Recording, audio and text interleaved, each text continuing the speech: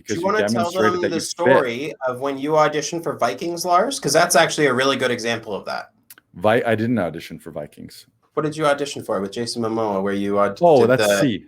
That's C? C. Yeah. Okay. Talk Yeah. about that. Which Like you learned Nordic for that one, right? Oh no, that was American Gods. Yeah. Oh, sorry. My bad. Yeah. So this is this story has so many lessons.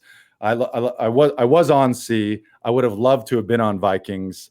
But I auditioned for American Gods. I was booked on it, but the role went away. I think because of weather. A few years ago we needed winter. The scene was winter, and we just didn't get winter in this area. And there might have been other factors, but anyways, it went away. But the audition was, without spoiling it and anything, basically the audition sides were given to us in English, but then it said the character will be delivering this in Old Norse. A coach will be provided for whoever books the role, but for the audition, prepare it and deliver it in English. So I was like, okay, great. Yeah, that's no problem. I'll do my work for that. But in my head, I'm like, it's going to be way cooler if I could just belt out something that was close to that language. And if I'm the only guy that does it, then I stand out by far. Even if I'm not the only guy that does it, I've demonstrated to casting and production that I care and I have ideas, and I'm going to actually, like, you hire me, I'm going to put work into this and some dedication. So I literally Googled I didn't know Old Norse because I don't think Old Norse really exists it's a dead language now.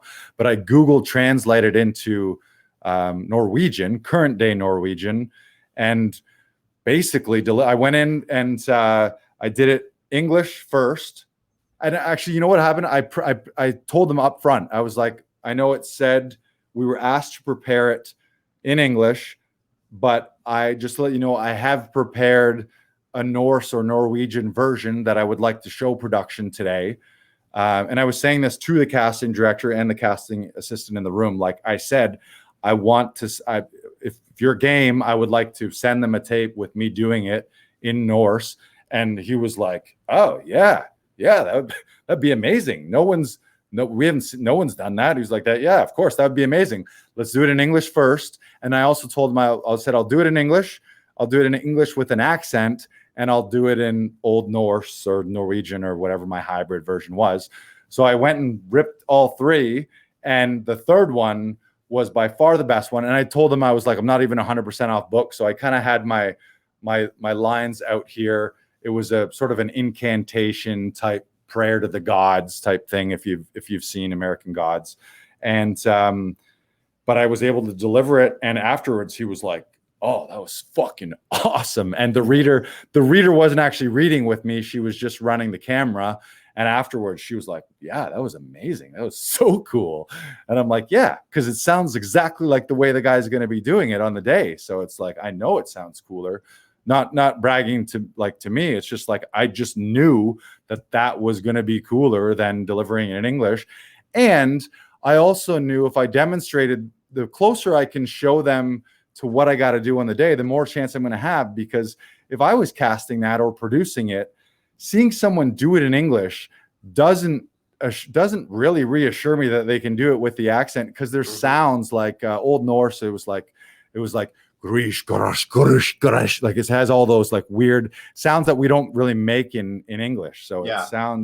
It sounds different. You have to do different shapes with your mouth and different sounds.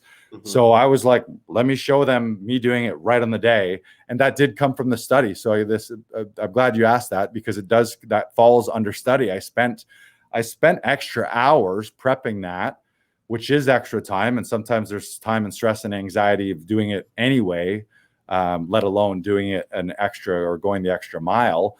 But it booked me the role. But then the role ended up, scheduling wise, it ended up going away. So it was kind of frustrating because I learned it. But in my head, I won the audition. I won the role. I showed the casting director great work. And more importantly, I got the validation personally that putting more work and more love and time into something generally pays off in the long run. So it was a great lesson, even though I didn't end up on set.